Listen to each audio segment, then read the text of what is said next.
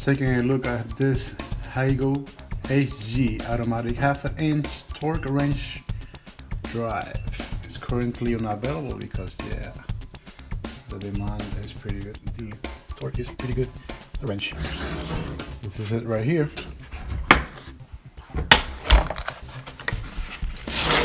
This is how it came. Let's see what we get. We get this 1/2 inch. As you see,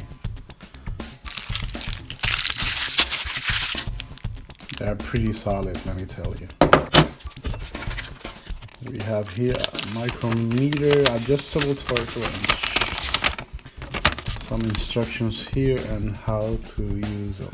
Conversion tables here for pressure. I didn't have any one of these. Can't wait to use it. As you see, I tell you it's pretty strong, heavy. That means good. Just adjust here. So you just use it, and you will, whenever you tighten it up, you will hear the click whenever you reach the pressure that you want.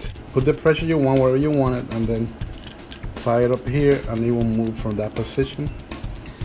Pretty hefty, heavy, which means it's pretty good. I haven't used it, but we'll use it soon. There you go. Any changes, I'll put it on writing in this review. Thank you for watching.